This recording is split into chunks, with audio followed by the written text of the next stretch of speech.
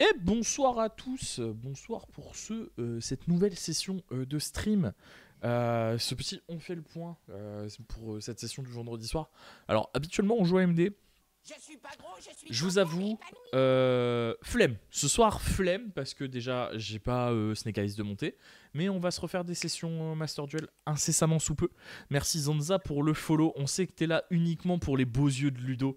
On le sait, voilà, t'as entendu la réaction. Il est présent, il est avec nous.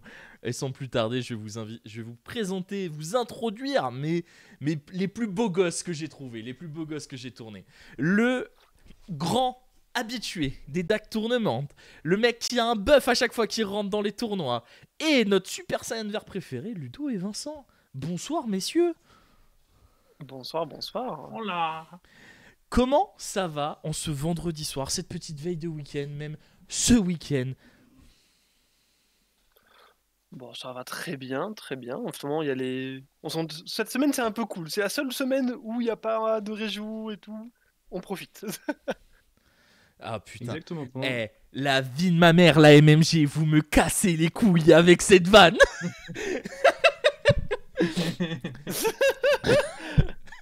Vas-y Vincent, je t'en prie, je t'ai coupé. Ah, moi, je suis juste passé master sur Master Duel. Hein. Moi, je ne lésine pas. Bon, c'est un peu le titre du jeu quand même. Ouais, maintenant, faut passer Master 1. Maintenant, faut passer Master 1, effectivement. Oh my C'est god, quoi, Luc appelle. Attends, la vraie question, c'est est-ce que c'est plus dur de monter, enfin de monter en niveau en gagnant, ou juste le temps que ça te prend à jouer? Faut que si tu gagnes d'affilée, ça passe bien. Hein. 16 victoires Bon. d'affilée, ensuite 13 victoires d'affilée, ça monte. Ouais, voilà.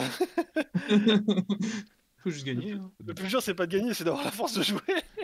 Alors, Oh, ça va, c'est fun. alors, Lucas, je t'avoue, Vincent, c'est effectivement un des plus frais de la ARS. Mais si tu dis ça, c'est parce que t'as pas vu nos deux rebeux et renois soins de l'équipe, à savoir Mehdi et Guillaume, qui sont clairement le sex appeal maintenu de l'équipe tous les deux. Hein. À eux deux, mec, ils te font retourner des gens, c'est incroyable. Mais en plus d'être putain de beau gosse, tu vois, Mehdi, c'est quand même notre champion de Bologne. Et ça, c'est quand même assez important à mentionner. MDR, vous êtes bête. Putain, c'est Julie qui écrit ou quoi, Mehdi?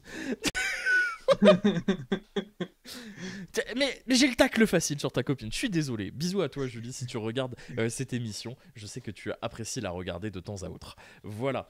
Eh ben, écoutez, messieurs, je pense que après toutes ces petites galipades de petits fanfarons, on va rentrer directement dans le vif du sujet, à savoir le DAC Tournament. DAC Tournament, qui était un tournoi organisé sur Rennes, le 6ème de la DAC. Alors, pour ceux qui ont pas forcément connu les DAC Tournament, on est parti de... Enfin, je dis on comme si je l'avais organisé, alors que dalle, hein, le mérite revient aux plus beaux gosses des beaux gosses de Rennes, à savoir Fabien et Jules, qui font un taf de fou furieux. Des tournois qui ont commencé assez petits, avec une quarantaine de joueurs qui aujourd'hui comptabilisent un peu moins de 130 joueurs. Mais vraiment, quand je vous dis moins, on était 128 ce week-end. Des tournois de qualité, vraiment, où tout s'enchaîne. Je vais vous demander votre avis sur les tournois, ce que vous en pensez. Ludo, toi c'était ton premier. Vincent, toi t'es un habitué des tops. Limite, on va commencer à croire que t'as un buff quand tu rentres dans ces tournois, puisque tu as top. Combien de tournois de la DAC? 4 4 sur 4. Ouais, 4 sur 4. J'ai participé à 4 et j'ai top les 4. Donc bah écoutez, je vous laisse un petit peu parler de votre expérience dans le tournoi avant de rentrer dans les decks, ce que vous avez ressenti, le public qui était là, enfin voilà, de rentrer un peu plus dans l'odds et ce qui va intéresser les joueurs compétitifs qui sont dans le chat avec nous. Vas-y, commence Vincent, du coup. Ah Je sais pas comment répondre à ça. Non, mais le tournoi s'est bien passé. Hein. C'était fluide, c'était fun. On voit les poteaux. Le deck a été cool à jouer. Même si j'ai gagné qu'un seul dé de tout le tournoi, je m'en suis quand même sorti avec beaucoup de 2-0. C'était rigolo, quoi. Moi, je me suis bien amusé ce tournoi. Ok, ok. Moi, c'est mon, bah, du coup, moi, c'était mon première fois que je bougeais jusque là-bas. Parce que du coup, bon, pour ceux qui savent pas, moi, je suis de Paris, donc c'est vrai que le déplacement est pas anodin. Mais c'est grave cool. Genre, en vrai, c'est vrai qu'effectivement, c'est bien orga. Moi, au début, on m'a dit, oui, prends ton temps à 21h, ça sera large et tout. Moi, j'étais en mode. Enfin. Axel nous a fait la même pour Paris la veille. Au final, on est parti nous en avance et on arrive à la bourre. On a failli y arriver en retard. Attention, c'était vite vitré. Mais après, Oui, mais On est quand même parti une ronde en avance, hein, quand même. Alors, après pour ma défense, c'est leur gars de Paris qui est en retard. Ah ouais, non, mais quand même, mais genre, je mets en avant le fait qu'à Rennes, on m'a dit, ça sera cette heure-là, ça a été cette heure-là. C'était bien joué. Franchement, Alors, pas de soucis. moi, je veux mettre 2 points d'honneur quand même sur les tournois de la DAC. C'est le seul tournoi où à la buvette vous pouvez acheter du sauciflard. Et ça déjà, c'est vraiment pas déconnant. Première chose. Et deuxième chose, les repas du midi sont organisés par un restaurant de Rennes qui s'appelle le Fuji. Oui, vous allez encore me dire tous les deux, je sais, Axel, tu parles que de ça. Mais la vie de ma mère, c'est vraiment un argument pour faire ce tournoi. La vie, c'est un vrai resto japonais qui fait la bouffe le midi. Et c'est beaucoup trop bon. Allez au tournoi de la DAC, vraiment. C'est pas mauvais. Bon, moi j'aime beaucoup, donc moi je suis client. Hein. Mais c'est vrai que juste avoir l'occasion de pas bouffer de la merde dans les 40 minutes où t'as pas le time, c'est cool ça. C'est vraiment, t'arrives, y a tout enfin, t'as déjà prépayé ton truc, juste tu passes, tu récupères ton truc et c'est bon quoi. Ça, c'est cool. Ça change. Ouais, et puis, pour ceux qui savent pas, les tournois sont organisés, sont gérés par Cart Advantage et Arthur, donc l'équipe de judge de Rennes, qui sont des gars qui ont organisé les CDF plusieurs fois. Enfin, on est sur quelque chose qui est rodé, tout est en paperless maintenant, tout marche avec des QR codes. Quand ils vous disent ça démarre à 10h, à 10h01, on était sur les tables, les chronos étaient lancés. Hein. Vraiment, c'était trop bien. Enfin, il y avait le chrono, il y avait tout, mais moi il y avait pas de joueur en face, hein, donc bon. Il a manqué les 5, c'était une de mes tables. Alors, on veut se pinter entre les ronds de nous. Frérot, t'es en Bretagne. Enfin, est-ce qu'il faut que je continue ma phrase? Tu peux tout faire, hein, c'est le pays de l'alcoolisme et des galettes saucisses. Donc à un moment donné... Il y en a un qui l'a fait, hein. Il est arrivé 3 minutes en retard, mais il l'a fait. à tout moment, ça sort le pack de 6 et ça claque un petit casse-croûte sur le parvis. En plus, c'est devant un petit lac et tout, c'est super sympa. Enfin voilà, le contexte est cool. Je pense que c'était important de faire une petite parenthèse sur l'organisation des tournois de la DAC parce que vraiment, c'est un truc de. Ils se la mettent. Vraiment, ils se la donnent pour qu'il y ait des tournois de qualité. Et je pense qu'il faut rendre à César ce qui est à César et c'est important d'en parler. Surtout quand on voit l'organisation des derniers WCQ qu'il y a eu, qui sont des trucs qui sont censés être aujourd'hui rodés. Il y a des outils comme Neuron qui sont là pour faire en sorte que ça tourne bien et ça galère à tourner. Donc les tournois qui marchent bien. Alors, ça, autant tu vois, il y a un peu, je pense, de la faute de Orga. Mais Neuron, parlons-en de Neuron. C'est de la merde. Je déteste Neuron, mais c'est perso. à ce stade. Pour ceux qui savent pas, aux France, j'ai pris une sanction complètement injuste à cause de Neuron. Ah oui, parce que Neuron, il y a des règles qui sont appliquées par l'orga, mais qui sont pas rentrées dans Neuron, donc il n'y a pas la mise à jour, il n'y a pas tout ça. Et ce qui prend. Un plaisir. De toute façon, pour l'instant, c'est des outils qui sont pas, on va dire, pas totalement prêts à être utilisés, mais qui marchent, quand ils sont utilisés, marchent relativement bien en ce moment. Mais c'est pas pour. Enfin, c'est aussi pour ça qu'on voit les judges utiliser le système de double QR code avec les pairings sur un QR code et tes résultats sur un autre. Et le système marche très bien, donc pour l'instant, on touche du bois, on va continuer sur ça. Maintenant que cette petite parenthèse est passée, messieurs, sur un point de vue purement jeu, j'aimerais que vous débriefiez un petit peu votre tournoi. Les premières sensations, on rentrera ensuite en détail avec vos decklists, les petites bizarreries qu'on peut trouver dedans, comment vous avez préparé cet event avec l'équipe, puisque toi Ludo c'était ton premier event avec le sweep de méta, Vincent aussi. Du coup, comment vous avez préparé cet event? Je pense que le point de vue de Vincent va être super intéressant parce que ça fait quand même quelques temps qu'il travaillait sur les decklists SE et tu les as vu venir un petit peu en avant, comment tu as métacall le format et tout ça. Enfin, voilà. Faire un petit tour d'horizon des méthodos qui ont été mis en place pour vous, puisqu'on a vu que Baba et Guillaume, mardi soir, eux, ont préparé un peu le truc sur le tas. C'est-à-dire que Baba a pris le format en cours de route il y a à peu près une dizaine de jours et l'a travaillé avec Pierre, et Guillaume est resté sur un deck de confort. Donc vous qui avez un petit peu plus travaillé la chose, comment vous avez anticipé? Est-ce que vous avez été surpris par les decks que vous avez trouvés sur les tables? Surtout qu'à Rennes, on était sur une population qui était très différente de Epita. Alors, t'as pas joué à Epita, mais t'as vu ce qu'il y avait sur les tables Ludo, donc voilà, je vais vous laisser faire un petit tour d'horizon de ce que vous avez pu observer. Et je donne la parole à Vincent. Hop là. Tiens. Ah, encore? C'est moi qui commence encore? Mais bien sûr, c'est toi qui commence toujours, frérot. Du coup, ouais, j'ai pas mal réfléchi au deck Snake Eyes là, depuis qu'on sait que c'est le meilleur deck du format en OCG, surtout la version Fire King. Et moi j'avais joué du coup Fire King à Bologne et j'ai pas aimé les cartes ni la synergie, j'aime pas. Euh, chacun ses envies, ses goûts. Moi j'ai pas aimé. Donc j'ai tryhard quand même Snake Eyes pur pour voir comment ça fonctionnait, comment on comprend les boucles. Enfin, vu qu'on est dans une team, on essaie aussi de. Même si on n'aime pas le truc, on essaie un petit peu de comprendre pour partager des idées, voir ce qu'on trouve et tout. Mais moi, je kiffe énormément. Au point où je l'ai même crafté sur ma Master Duel quand j'ai su que tout était dessus, quoi. Genre, j'ai tout décraft de mes anciens trucs, j'avais décraft Super Heavy Samurai et tout, pour faire Snake Eyes pur, et j'ai essayé de comprendre les combos et comment jouer le deck, quoi, tout simplement, et comment contrer les decks du format. Le deck est très fun à jouer. Je l'avais testé du coup comme de façon normale à jouer avec une trappe, mais c'est pas un truc qui me plaisait beaucoup. Et j'avais testé un peu avec Sky Striker qui était sorti, enfin que Gibriel avait sorti une liste. Je crois que c'était Gibriel, je sais plus. Ah, ou Trif aussi qui avait testé un petit peu avec. Euh, L'idée de jouer Power Spell, c'est très fun. Genre, moi, j'ai eu bon feeling avec Sky Striker tard l'époque 2018. Si, la famille, tout ça, tout ça. Euh, du coup, j'ai voulu rejouer avec Sky Striker, mais au final, c'est pas Sky Striker qui disait que Snake Eyes Power Spell c'était fort, c'était Snake Eyes et les Power Spell. Du coup, j'ai juste enlevé les Sky Strikers, j'ai mis plus de Power Spell et c'est à peu près ça qui s'est passé Et ça a à peu près marché. Ok. pour ce tournoi. Ok. Bon, de toute façon, Ouais, on va vu parler le de nombre ta de liste. 2-0 que j'ai mis, en perdant tous les dés, ça s'est bien passé. Ouais. On va parler de ta liste après parce que vraiment j'ai la liste devant les yeux et c'est quand même une liste d'assassins. Il y avait une motivation dans la tête de Vincent à ce moment-là, c'était abattre l'ennemi. Et le plan de jeu apparemment s'est plutôt bien passé. Alors oui, c'est pareil, on n'a pas parlé de ça. Mais au niveau du tournoi, Vincent nous a gratifié d'une 6ème place, si j'ai pas de bêtises. Quatrième? Quatrième place, ok. Et Ludo, Quatrième ou cinquième, je sais pas. et Ludo est arrivé à la place du con. Donc on a dit à Ludo, ça serait dommage quand même de pas te faire venir ce soir. Mais Ludo nous a gratifié d'une très belle. Alors c'est même pas une 9ème place. Dans le milieu on appelle ça une Tibma.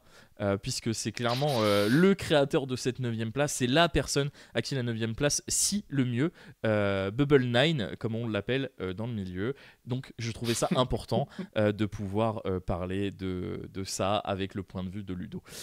Donc Ludo, je t'en prie, parle-nous un peu de ton tournoi et de comment toi t'as attaqué la méta. Oui. Juste une balle en plus sur Petit Ma, forcément, hein, on vient du même décès, il était pas là, donc il m'a mis la malédiction sur moi, hein, on connaît, hein, c'est tout. Bah, en vrai, du coup, moi j'ai un rapport un peu particulier parce que autant c'est justement Vincent dit qu'il avait testé Fire King à Bologne qu'il aimait pas ça. Moi j'étais dans le futur, mais genre beaucoup trop dans le futur. C'est-à-dire que genre quand Fire King est sorti, j'étais en mode je veux jouer Fire King. Donc 3 mois avant la sortie du truc, enfin dès que le structure a été annoncé, j'avais commencé à build le deck. Et à côté, j'aimais beaucoup Snake Eyes. Et moi, quand on a commencé à avoir en OCG du coup Snake Eyes SE sortir, j'étais en mode ouais, ça va être vraiment cool et tout. Et la première fois que j'ai pu mettre vraiment la main sur le deck, parce que du coup, Fire King pur, c'était un poil trop faible à mon goût à l'époque, enfin pour Bologne. Et, euh, et dès qu'on a eu et Snake Eyes avant Populus, c'est pas vraiment un deck. Euh, et quand on a eu les deux ensemble, très très vite, je me suis rendu compte que le deck me plaisait pas, parce que je n'aimais pas les FK dans le deck. Donc du coup, à force de discussion avec pas mal de la team, parce qu'au final, c'est vrai que ce format-là, on l'a travaillé depuis très longtemps, puisqu'on avait des partisans du format. Euh, dans un premier temps, moi, je me suis plus tourné vers Silent Voice, enfin Silent Force ou Voiceless Voice, appelez-le comme vous voulez. Et on va dire, je m'attends, enfin, du coup, j'ai pas mal bossé un peu le deck, donc je sais comment jouer contre. C'est ça que t'es plutôt cool. C'est vraiment, tu parlais de surprise en arrivant au tournoi. En vrai de vrai, moi, j'ai eu aucune surprise. Hein, vraiment, je tombais que sur les trucs que je connaissais. Il y a juste des notions parce que ben, si vous connaissez pas Voiceless Voice, il y a 1 milliard de ruling à connaître, 1 milliard de trucs à connaître. Euh, vraiment, j'ai débarqué au tournoi, je savais contre quoi j'étais censé pouvoir jouer, comment la jouer contre et tout, c'était plutôt cool. Alors, je vais me permettre Et de te poser une petite question. oui, Est-ce qu'on peut vas-y. dire que le travail que l'équipe devait faire sur ce sweep de méta en amont a été fait, c'est-à-dire que peu importe ce que tu retrouvais qui venait de sortir dans la méta, bon, peut-être à part les gobelins, mais bon, les gobelins, on s'en fout un peu, j'ai envie de dire. Il Est-ce que... y a que toi qui as topé Gobelin. Ouais, il y a que moi qui ai tapé gobelin, j'ai jeté un droll Si, et si, il a si. convulsé, genre... Si, j'ai eu Gobelin aussi, je l'ai 2Z Ah, ok. comme qu'il faut. Mais grosso modo, est-ce qu'on peut dire que sur les archétypes forts qu'on pouvait s'apprêter à attendre et sur les calls que l'équipe ont fait, on est tombé pas trop loin du panier, et ce qui fait que tu as pas trop galéré sur ce que tu as pu croiser au niveau de ton tournoi. Non, ouais, vraiment, j'ai pas galéré sur. J'ai pas galéré. On va dire, il me manque un peu le volume de jeu sur le deck. Il y a encore des trucs où tu sais pas encore précisément comment les jouer. Genre, il y a des situations où vraiment t'es en mode. Tu vois, par exemple, les plays sous shifter, bah, il y a des plays encore, j'étais encore un peu hésitant. Mm. Mais en fait, je savais contre quoi j'étais censé tomber. C'est des decks que je connaissais. Genre, je tombe, peu importe le deck contre lequel je suis tombé, je savais ce que faisait le deck en face et comment réagir, quoi. Ok. Je pense que c'est encore plus important. En fait, bon, c'est la différence. On va faire un peu le parallèle entre la version Entrap et la version Breakboard. C'est que la version Breakboard, tu peux ne pas connaître ce que fait l'adversaire, entre guillemets. Si tu casses, tu vois. Entrap, t'as quand même besoin de savoir un minimum Ou- où mettre un Entrap pour que ça soit pertinent, quoi. Totalement. Bah, écoute, c'est très bien, tu m'offres la transition qui va être toute faite. On va pouvoir attaquer directement cette analyse de liste avec la tienne, Ludo. Comme ça, on va garder les épices. Parce que vraiment, dans celle de Vincent, je veux vraiment pas. Elle est fatigante. Je veux vraiment pas vous teaser, mais je vais le faire quand même. Hein. Oui, sa liste, c'est pas la saison 2 de Lost, mais on va quand même teaser dessus. Il y a des trucs qui méritent vraiment d'être vus et qui vont vous faire des petits merde, ça fait quoi ça déjà. Du coup, on attaque la liste de Ludo. Et donc, Ludo, la liste est relativement assez classique, mais par contre, ce qu'on peut voir, c'est que des super polis sont quand même main deck. Alors que tu joues pas de board breaker, il y a quand même les super polis et les TTT. Euh, TTT qu'on retrouve assez généralement dans toutes les mains, peut-être pour aller chercher la main de l'adversaire, peut-être piocher, peut-être avoir un petit peu plus de versatilité, mais on voit clairement que tu es plus orienté sur tes N-Trap avec les super polis qui traînent. Oui, bah en fait, je voulais pas. Enfin, entre guillemets, je trouvais pas ça pertinent de jouer 3 Veilers de plus. Mhm. Parce que en gros, en OCG, pour donner un petit peu de contexte, ils jouent ce genre de liste, sauf qu'ils jouent les cross. Ils jouent un cross autant plus, ils jouent les maxés et ils jouent Veiler en plus. Sauf que moi, je me sentais pas de jouer Veiler, car je me suis dit, on est en début de format, les gens vont net deck l'OCG, et si net deck l'OCG, ça veut dire qu'il y a c'est FK, et FK, c'est 3 Kirin, et 3 Kirin, ça joue autour de Imperm Veiler. Donc on va pas maximiser, on va dire, les cartes qui peuvent se faire avoir sur Kirin, on va dire. Mhm. Et au-delà de ça, pareil, vu qu'en Rennes, je m'attendais à quand même un peu plus de rogue. Je pensais que Superpo était plus versatile, même contre le format qui a priori arrive, je pense que Superpo est pertinente. Euh, Après, enfin moi je me suis vraiment dit, genre, je veux une version un peu hybride entre des N-Trap et des breakboards. Parce que justement, je me voyais pas jouer moins d'entrap. Parce que si tu joues moins d'entrap, Nibiru est moins pertinent. Mhm. Parce que par exemple, enfin, même dans le format, on va dire, Nibiru tout seul fait rien. Genre, t'as vraiment besoin d'avoir les deux, enfin, d'avoir Nibiru plus une entrap pour le valoriser, parce que sinon, tout le monde joue autour. Euh, et en même temps, je me disais, je pense que j'ai assez d'entrap là, il faut que je rentre des cartes pour m'aider. Donc les TTT, bon, c'est presque évident, je pense, dans le format, vu le nombre de entrap, et même, on va dire, Snake Eyes, il fait 50 effets pendant ton tour. Et du coup, c'est comme ça que j'ai construit mon deck en me disant, bon, bah, il y a plus de stabilité que dans FK, et les free spots en plus, c'est vraiment du breakboard en plus. Ok. On peut voir aussi une petite épice dans ta liste. Bon, avant de parler de l'épice, je vais parler de la stabilité. On voit que tu as vraiment maximisé ton engine Diablo Star et pour aller avoir, je pense, ta spécial summon de H. Pourquoi avoir cherché à maximiser ça? Est-ce que la spécial summon et l'arrivée d'une potentielle autre norme durant le tour t'apporte vraiment un tour beaucoup plus gros? Enfin, explique-nous un peu le one card et le two card combo que tu peux avoir. Est-ce que cette sauvegarde de ta normal summon a vraiment un impact comme on peut le voir dans les FK plus que dans le SE pur? Bah pour le coup, en fait, le truc, c'est que le concept de SE pur, c'est que tu veux toujours arriver plus ou moins au même point avec avec n'importe laquelle de tes cartes. C'est-à-dire que tu veux que tu puisses flamberge de ton deck avec un body en plus. Donc après, une fois que enfin, pour arriver à ce stade-là, t'en as plein. Justement, c'est l'idée, c'est que bah tu prends voilà, les Diables, les Wanted, les Bonfire, les Haches. C'est vraiment ce but-là. Mhm. Derrière, tu vas rajouter des cartes qui permettent soit d'extendre en cas de problème, soit justement renforcer le board qui va par définition être moins fort que celui de FK, mais qui va apporter un peu du spice. Notamment bah, la chose qu'on voit pas chez la FK mais qu'on voit du coup chez SE, c'est le Jet. Mhm. Spoiler, c'est joué aussi par Vincent.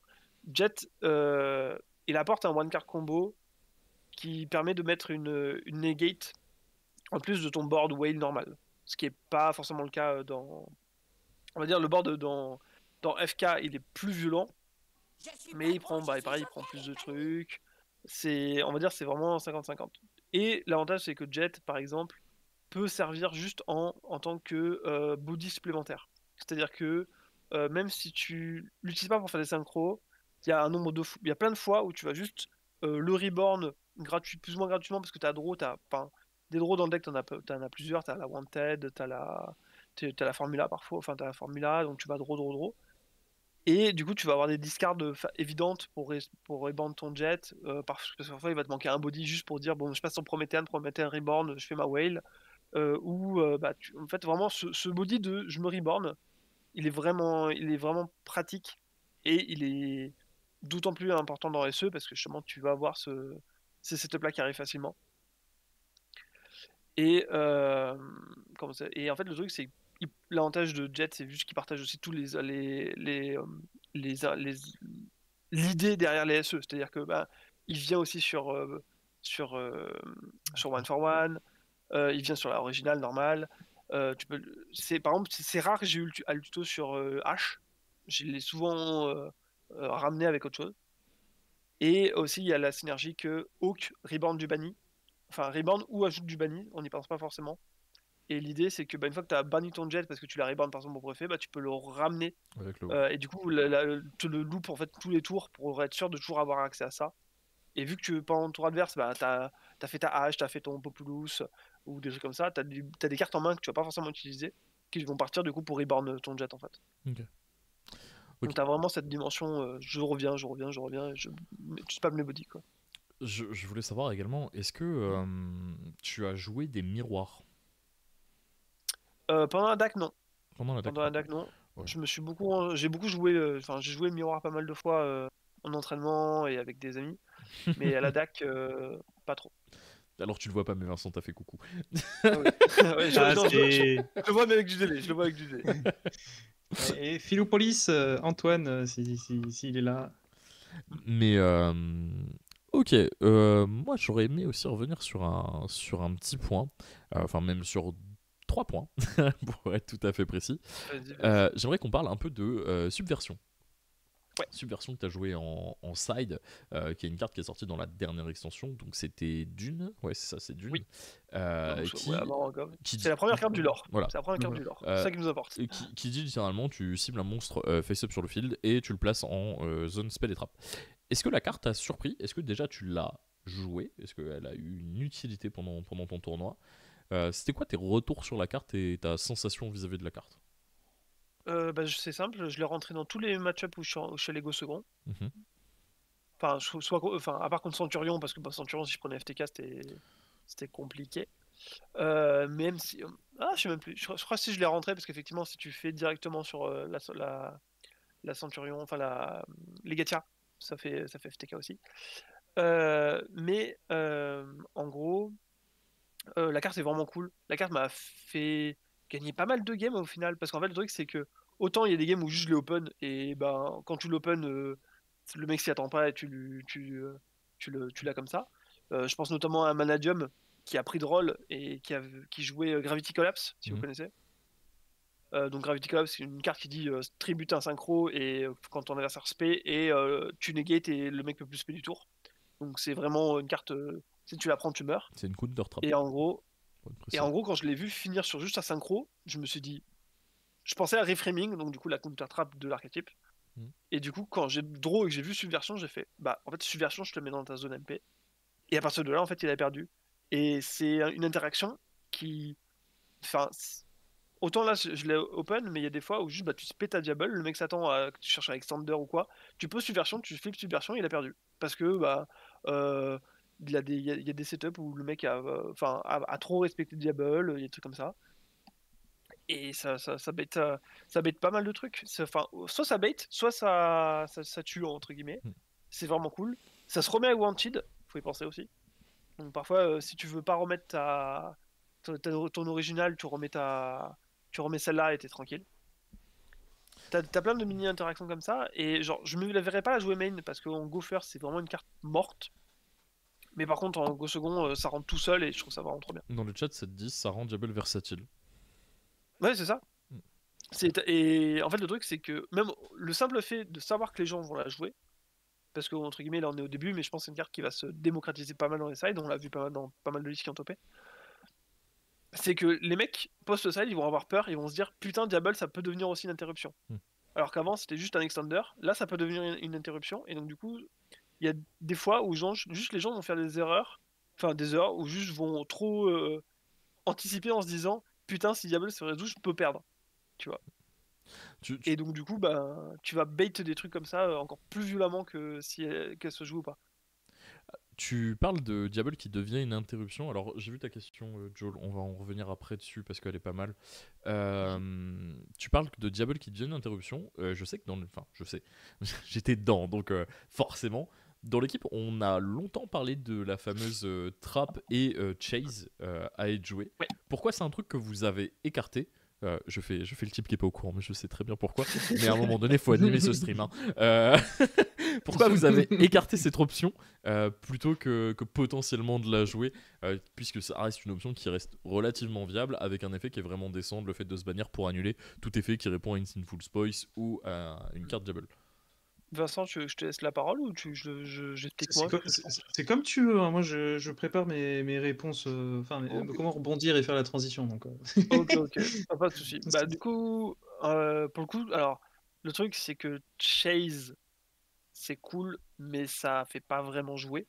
C'est plus une tech un peu bizarre qui fait des trucs et c'est juste à 40. En fait, ça dit que dans les mains où t'as pas Open Diable, Diable devient une interruption parce que tu chase à ce tuto avec Populus. Donc c'est un peu bizarre comme interaction. La piège est pas une brique en main puisqu'elle protège tes plays sinful. Parce que pour savoir si vous savez pas, le deuxième effet de la piège Diable, c'est que si un effet répond à un effet Diable, tu peux la bannir pour annuler. Donc du coup, tu peux pas prendre Crush original, tu peux pas prendre Imperm sur Diable. Bon, tu peux toujours prendre Imperm sur H, du coup t'es vite déçu. Mais on va dire, t'as ce côté, il y a moyen de faire des petits tricks comme ça. Mais le truc, c'est que bah, du coup, pareil, la piège en Go Second c'est nul. Donc du coup, on va dire, ça devient une engine de side. Sauf que bah, t'as pas envie, en fait, entre side de 2 cartes pour le Go First, alors que t'as déjà des cartes de fou furieux pour le Go First, et rentrer, et entre guillemets, enfin, tu vois, ce slot-là, bah, ça devient une subversion qui, elle, améliore ton Go Second, qui est plus, entre guillemets, ce que t'as besoin dans le deck. Bah, le choix, il est très vite fait, en fait, parce que t'as pas ce besoin-là. Et en vrai, on l'a beaucoup vu en OCG, parce que le seul avantage de ça, c'est que si ton oppo est fait maxer, tu fais OK, tu normes ton Populus, tu vas chercher Chase, donc le mec a pas, drop pas, tu fais Chase, tu mets ta Diable en zone MP, effet de Chase, spell la Diable en end phase, set la piège, il a draw 1, et toi t'as une interruption, tu vois. On va dire, c'est une option de board minimale pour Snake Eyes, qui n'est pas le cas chez nous. C'est un recovery play en fait. Oui, c'est en fait. un backup plan, c'est un vrai plan B. C'est plus un plan B pour moi. C'est vraiment avec le play en mode. Voilà, c'est le play en mode. Je veux pas te faire draw 12 parce que je sais que si je fais n'importe quel. Enfin, si je veux faire un board minimal, je suis obligé de te faire draw 12. Ouais, c'est vraiment pour protéger du Maxi Challenge. Voilà, c'est ça. Du coup, je vais reprendre la question qu'il y a dans le chat. Tu voulais parler, Vincent? Vas-y. Ouais, je voulais t'inquiète, je vais reprendre sur la question en même temps, t'inquiète pas. Bon, Comme j'ai dit, je suis passé Master sur Master Duel, mais j'ai joué que Snake Eyes Pure depuis que j'étais en dessous de platine. C'est quoi qui est en dessous de platine? Je me souviens même plus. Bah, c'est Mais voilà. or. Je- Moi, je crois que c'est mort. Voilà. Depuis que je suis hors, depuis la nouvelle saison, j'ai fait que de jouer Snake Eyes Pure. Du coup, me suis pas mal entraîné avec le deck. Euh, Dessus, du coup, dans un format maxé, dans un format où me suis amusé à jouer Chase et la piège. Je me suis aussi amusé à jouer Subversion. Euh, L'idée de Chase sur Maxé, bah, sur Master Duel, c'est pareil comme au CG, c'est par rapport à Maxé. Nous, on a vraiment du mal à accéder à Chase parce qu'on veut toujours. Le terrain, il est beaucoup trop fort, en fait. On veut toujours accéder au terrain au maximum. Si ce n'est original, si on est sûr que l'autre combo passe. Et du coup, Populus, il a deux bonnes targets. Et quand tu as déjà Populus, tu vas chercher donc soit le terrain, soit original, tu vas pas chercher Chase. T'as jamais envie d'aller chercher Chase en fait. Tu peux poser une negate en ayant cherché original de toute façon. Donc ça revient un petit peu au même.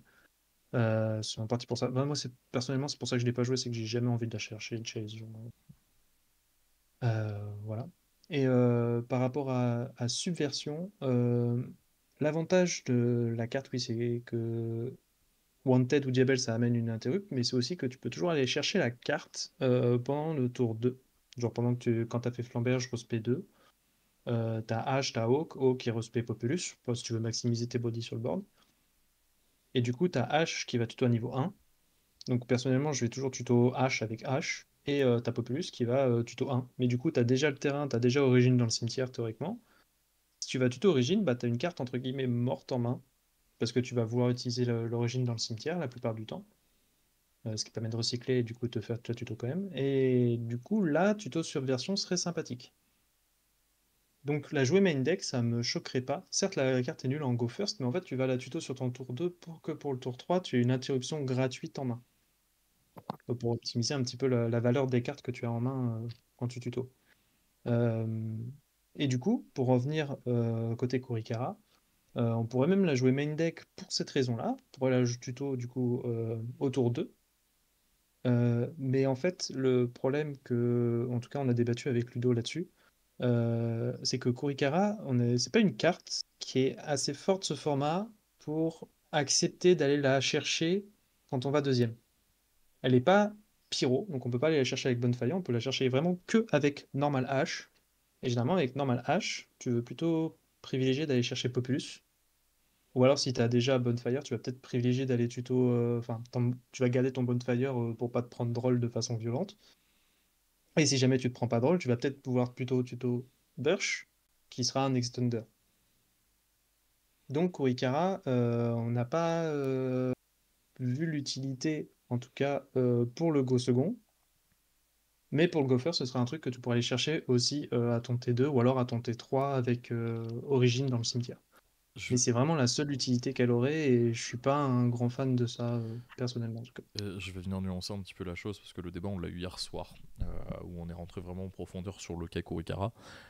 Le problème aussi que tu vas avoir avec Kurikara, c'est que actuellement dans la méta, il n'y a pas énormément de board sur laquelle tu vas pouvoir accomplir ce que la carte cherche à accomplir. Alors très très souvent, on voit Kurikara comme un espèce d'access code bis, mais c'est quelque chose qui est biaisé. La carte, c'est ce qu'on appelle un payoff, c'est-à-dire que tu vas accepter d'engager toute ta main dans un board adverse en sachant pertinemment que tu ne vas pas passer, pour qu'au moment où la Kurikara touche la table, soit tu es létal on board, soit ton adversaire est vraiment plus rien, et du coup tu te retrouves à un état de no man's land. C'est-à-dire que tu vas jouer au top deck avec ton adversaire, plus toi tu vas avoir le droit à une reborn de son tour, donc potentiellement une Omni Negate. C'est à ça que sert Kurikara, et dans le format actuellement, elle ne brille pas pour cette chose-là. Tu vas souvent faire un 1 pour 1, et grosso modo, ton engine te permet de base de faire ce 1 pour 1 en allant chercher ses extenders.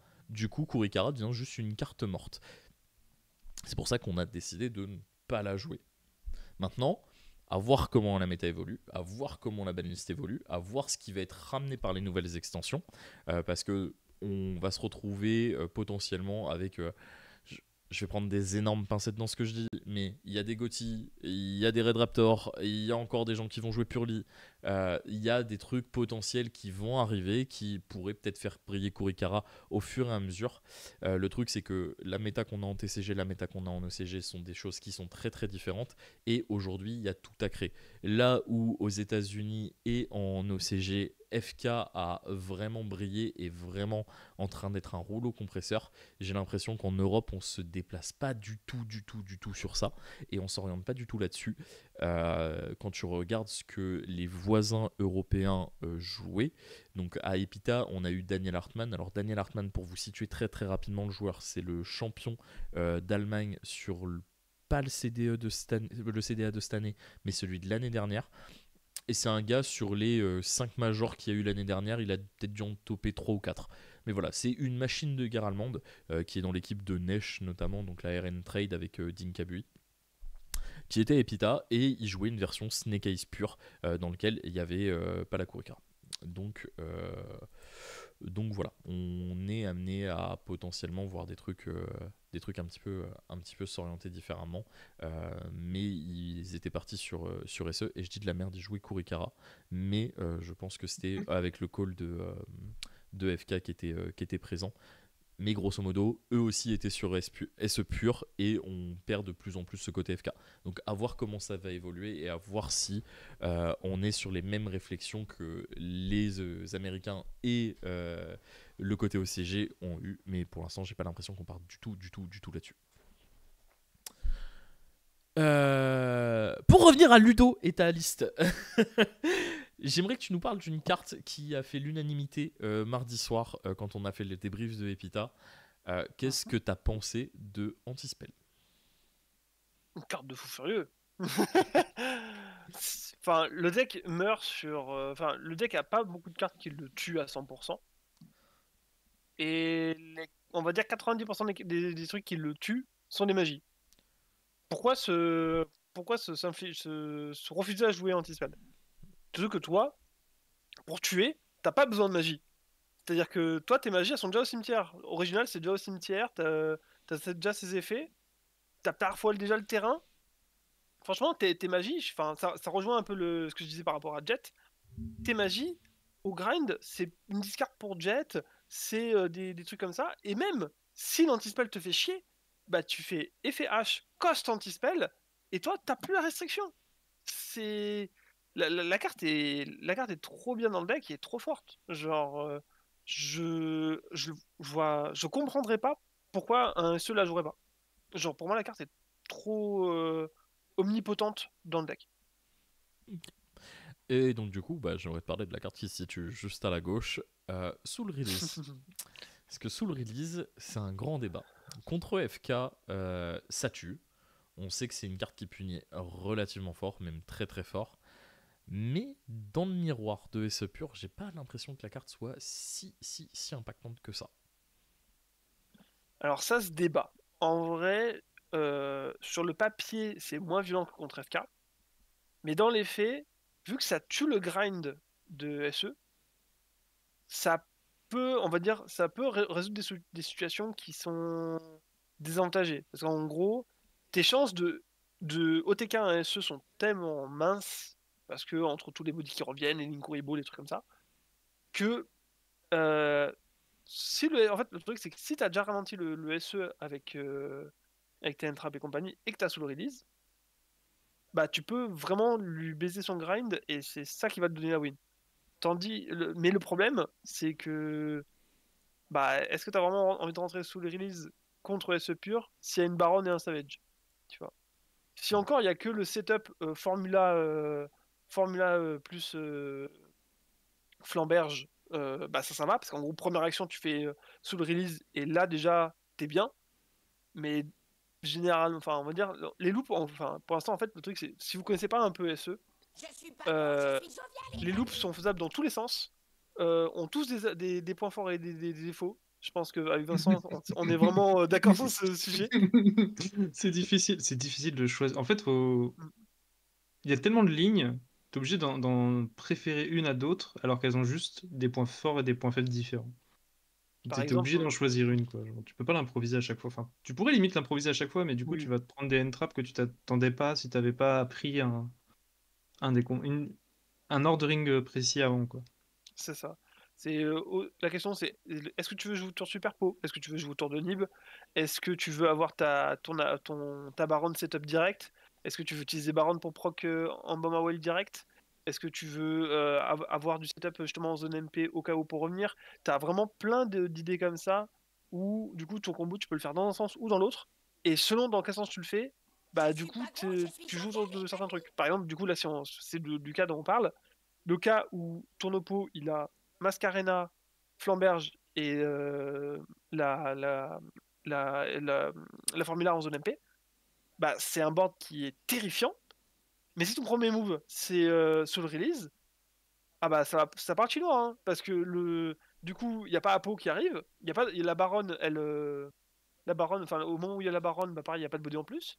Il n'y aura pas de Linku pour défendre la IP. Et là le board il se weak tellement. Mais bah t'as une chance de perdre parce que si le mec il fait Savage avant, bah Savage il est là et bah Soul ne passera pas. Donc c'est vraiment ce côté.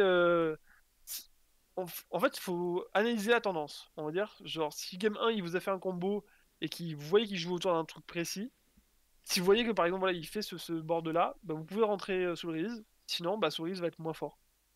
Mais ça va être un peu le contrebalançage, on va dire.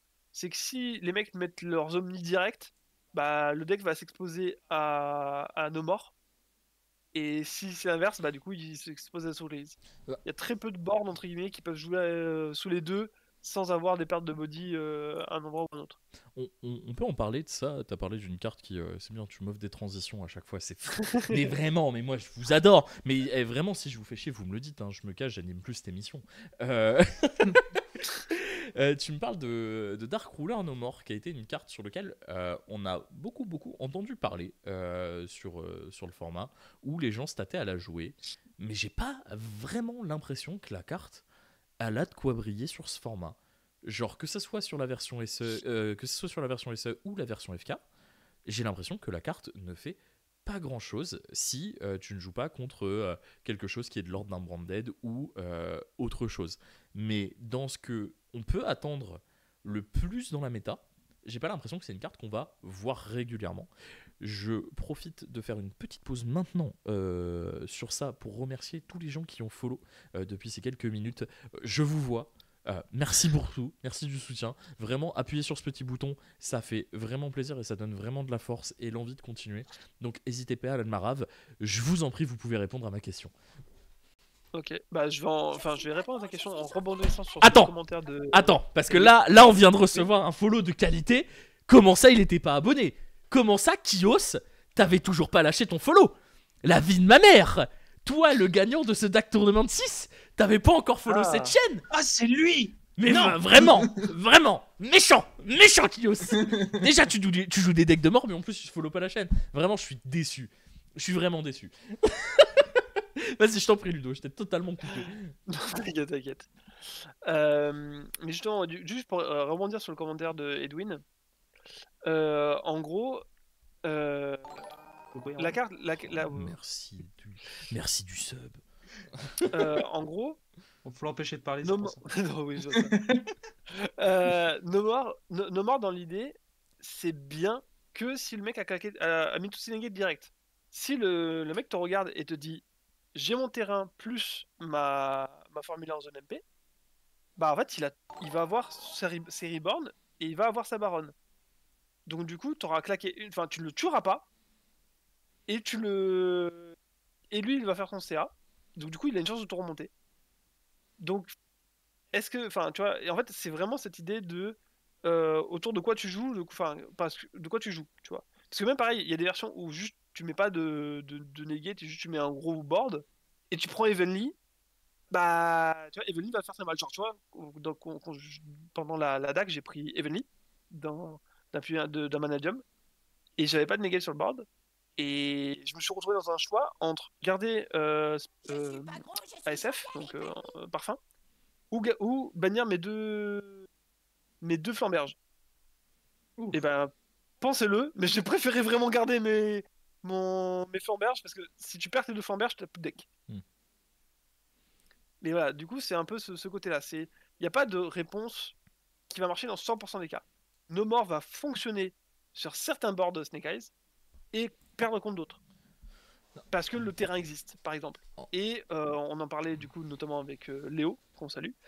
Léo, il était en mode, est-ce que tu préfères avoir une omni en plus ou avoir ton terrain? Et cette question, elle existe parce que No More existe. Si No More n'existait pas, on se poserait pas la question, on dirait bon, on en met un en plus.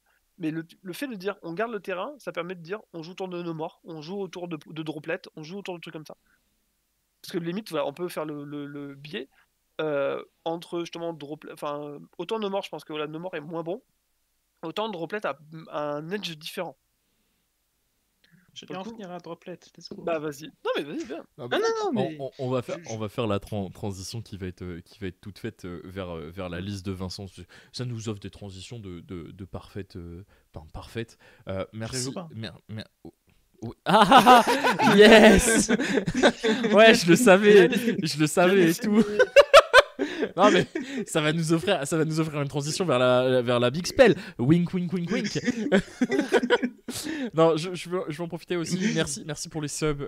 Merci Romain, merci Aurélien pour les subs que vous offrez. Merci pour les follow. Vraiment, je vois que ça n'arrête pas depuis tout à l'heure. Merci, vraiment, ça fait vraiment plaisir. La transition cheveux roses. Nique-toi. Nique-toi. Alors, pour la petite histoire, on va devoir la raconter. Grosso modo, j'ai perdu un pari contre Pierre dans l'équipe. Je devais me teindre les cheveux en rose pour Epita et pour le DAC Tournament. J'ai acheté la teinture, j'ai mis la teinture, ça n'a pas tenu. Résultat des courses, j'ai perdu 20 balles et je dois prévoir un stream de 3 heures où je vais jouer Robot Bureau. Super. Donc, ce pari était magnifique. Enfin bref. Il nous a vendu le truc, je lui ai dit avant qu'il achète qu'il allait galérer, il a acheté le produit, il m'a montré le produit, j'ai dit t'y arriveras pas. Il a appliqué le produit, il a dit j'ai les racines roses, je lui ai dit ça t'aidera pas. Résultat, ça a pas tenu. Ça a pas tenu. Ça a pas tenu. Mais il faut pas écouter le mec qui a les cheveux verts. Mais il faut pas écouter le mec qui a les cheveux verts. Bah, et si on parlait de la liste de Vincent? Waouh, super ta liste. Oh la fuite. Oh la fuite. Non, mais du coup, transition toute faite vers la version Big Spell qui est très très très différente de ce que pouvait jouer Ludo. Vincent, pourquoi tu jouais pas Droplet? En vrai de vrai, c'était le dernier choix que j'ai fait. J'avais des droplets à la place des pads, mais je trouvais Droplet un petit peu haut en coût. Enfin, en gros, j'ai pas assez testé avec les droplets, j'ai pas fait de main avec les droplets. Enfin, du coup, j'ai préféré les enlever et jouer avec pads que je trouvais au minimum plus utile pour casser des bornes, mais après ça, c'est pas non plus ça. Enfin, c'est voilà, c'était un choix que j'avais à faire entre droplet et pad sur le moment, en tout cas, c'est ça que je m'étais dit. Alors qu'on connaît une personne qui a fait le choix plutôt entre Nibiru et droplet et qui ne jouait pas du tout d'entrap main deck, mais c'est quelque chose qu'il ne faut pas parler. Oui, parce qu'on veut pas leaker plus la liste que ça. Bonjour Vince, on apprendra de tes erreurs. Merci mon pote. Ah putain, c'est le stream des balles perdues, c'est terrible. C'est vraiment terrible. On te demande pourquoi il y avait Reborn. Alors, pourquoi le Reborn? Le Reborn, il est là parce que le deck, il peut manquer d'extend. En gros, le deck a plus ou moins 3 façons de mettre des bodies sur le terrain. C'est la normal summon, c'est Bonfire Tuto. Si on suppose qu'on se fait disrupt, hein, c'est genre la normal summon, ça se fait disrupt, on a Bonfire pour spé, et si on se fait disrupt ça aussi, on a Diable Star. C'est à peu près tout. On a peut-être l'option avec le terrain, et si l'adversaire fait une invocation pendant ton tour, tu as peut-être une chance, Inch'Allah, ça summon. Et sinon, t'as pas grand-chose. Et du coup, mon Storybound, c'était l'option de plus, qui peut aussi permettre de start quand t'as brick. Si l'adversaire joue le même deck, parce que je m'attendais aussi à beaucoup de deck feu. Du coup, je me suis dit, bon, Storyborn, pour prendre la hache adverse et entamer avec une spé gratuite, pourquoi pas? C'est plutôt sympa. Et aussi, en Go First, ça peut arriver que mon Storyborn aide à confirmer un board. Bon. comme j'ai déjà dit, je suis quand même allé que 3 fois Ouais, je crois premier, que 4 fois premier. ouais, je crois que t'avais dit que t'étais avec 3 fois premier. Donc sur une de ces 3 fois premiers, j'ai pioché une fois mon storyboard. Et en gros, l'adversaire m'a mon H. Du coup, j'ai fait Link Weibo, mon storyboard, et j'ai pu faire Ita prend son H, sa H, Prométhéane respect H de mon côté. Et j'ai fait effet H, sacrifie Prométhéane pour spé Hawk, Hawk spé H, Hawk met un flamberge, et j'avais au moins un body de flamberge sur le terrain pour le tour d'après, si jamais il gère mon flamberge, ou alors si j'utilise mon pad pour sacrifier le flamberge et prendre un de ses manches, j'ai la rebound de 2 ensuite, et ça peut repartir comme en l'an 40. Donc voilà. Si je peux vous vendre Monster Reborn, parce que du coup j'ai rejoint sa paroisse après avoir vu l'impact de la carte, dites-vous, regardez la force de Ita dans les decks feu, et dites-vous que Reborn c'est Ita sans monstre. La carte est trop forte, genre voler une hache dans le cimetière adverse, c'est trop fort. Enfin, hache le Snake Eyes. Voler une Prométhéane, ça c'est trop fort. Et c'est vrai qu'en fait, autant Reborn est une carte entre gros guillemets nulle quand tu vas first, parce que bah tes bodies vont pas forcément 2 fois. Oui, mais alors l'appeler Fren, par contre, non, c'est dur. Autant appeler Populus Peuplier, c'est rigolo, autant appeler H Fren, c'est chiant. Pourquoi c'est que des arbres d'ailleurs? Bon, bref. À ce niveau-là vient Hawk, on dit le distributeur de Pokémon. Professeur Chen. Voilà. Ah, c'est professeur. Ah, moi je dis professeur Hawk, hein, rien à foutre. Hein. Ouais. La VF inférieur, hein, rien à foutre. Hein. Mais non, vas-y, je vais pas lancer ce débat parallèle. Continue, je t'en prie. non, mais juste, non, vraiment Reborn, je trouve que la carte est incroyable. En fait, je pense pour moi que la carte sera de plus en plus incroyable au fur et à mesure. C'est plus le deck sera fort, plus la carte sera incroyable. Parce que dans le Mirror, c'est trop fort. Genre, c'est. Pour moi, la popularité de la carte dépendra de la popularité du deck. Plus le deck sera fort, plus Monster Reborn sera joué. Faut aussi vous dire que l'avantage de cette carte, c'est que ça vous permet d'avoir à peu près n'importe quel start qui vous fait jouer. Et ça, c'est pas négligeable. C'est vraiment pas négligeable dans le sens où ça vous permet d'avoir un accès à votre flamberge, ça vous permet d'avoir des accès à plein de trucs à la con et commencer le tour des fois juste en faisant Monster Reborn, un truc dans le cimetière de l'adversaire, on souffle, vraiment. Que vous alliez chercher, je sais pas, une Prométhéane ou une connerie, ou que vous alliez chercher le fait que la personne en face va commit ses ressources, vous allez faire Monster Reborn sur sa baleine va être énorme. Bon, ça tue. Il y a des setups où la carte elle est très très très versatile, ou même juste faire un Monster Reborn sur la Diablo Star en face pour pouvoir poser un truc et pour pouvoir jouer derrière. Enfin, il y a plein d'utilités à la carte. Elle est très bonne, que ce soit go second comme go first. Je la vois mal être une carte qui vous permet de briquer.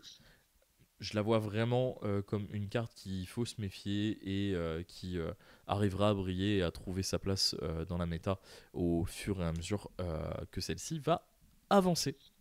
Moi, je voulais parler d'un truc avec toi, Vincent, puisque j'en ai payé les frais. Je trouve que dans cette méta, la capacité de venir voler un monstre à l'adversaire est vraiment beaucoup trop forte. Je pense que tu as dû le faire quelques fois sur le tournoi. Qu'est-ce que t'en penses? J'avais volé quoi contre toi? Parce que je me souviens juste de double Ah, cosmique. c'est pas toi qui m'as volé des trucs. C'est pas toi qui m'as volé des trucs, c'est juste contre Daniel Hartmann la veille. J'ai pris TTT vol un monstre, into, pas de vol un monstre. J'étais là, je fais ah bah super, j'ai plus de feu, The Bee. Bah, voilà, tu viens de répondre à la question, c'est magnifique. Haha, je t'ai eu. Bah, du coup, ça enlève le fait que l'adversaire ait un monstre sur le terrain feu et ça empêche une Prométhéane. Et par exemple, voler Flamberge, c'est très fort là-dessus parce que du coup, il n'y a pas la rebound de Flamberge et ensuite la Flamberge de ton côté. Et ça te donne un gros body à 3000 pour taper. C'est un exemple. Après, ennemi contrôleur, ça peut être tu normes H, tu actives l'effet, l'adversaire enchaîne un peu n'importe quoi. Vu qu'il a un board, il a forcément un monstre, sauf s'il joue un deck nul. Désolé, Erwan. Du coup, tu peux sacrifier tu sacrifies ton H pour prendre ensuite le monstre adverse et puis t'es bien comme ça. Euh, je sais plus comment le setup, comment il était exactement, mais l'adversaire avait juste un flamberge sur le terrain et j'ai énorme hache. J'ai activé l'effet et avant que mon peuplier se summon, qui déclencherait du coup la Prométhéenne dans le cimetière, j'ai activé contrôleur d'ennemi pour voler le flamberge alors que je n'avais pas besoin, parce que j'ai pas été contré sur mon hache. Et ça m'a permis de voler le flamberge et d'annuler le fait que l'adversaire ait Et, un feu sur le terrain. d'annuler le fait que l'adversaire a un tour, tout simplement. Bah, essaie de jouer pendant ton tour, notre tour. Our turn. Alors, je pense avoir un début de réponse à t'offrir. Petite question, pourquoi jouer Nibiru en Mono and Trap dans cette version alors qu'un peu plus tôt vous avez dit que la carte était nulle. Euh, on va voir si je me trompe, on va voir si le capitaine a une vision d'aigle. Est-ce que ça serait pas parce que on est dans un tournoi qui se différencie vachement d'un WCQ et que t'attendais beaucoup plus de rock que ça? Si, oui. Il y a d'autres raisons, mais en partie, oui, c'est ça. Euh, je tiens à dire, enfin, si jamais tu peux regarder la VOD, quand Ludo a dit que Nib était moyenne toute seule, moi j'étais en mode.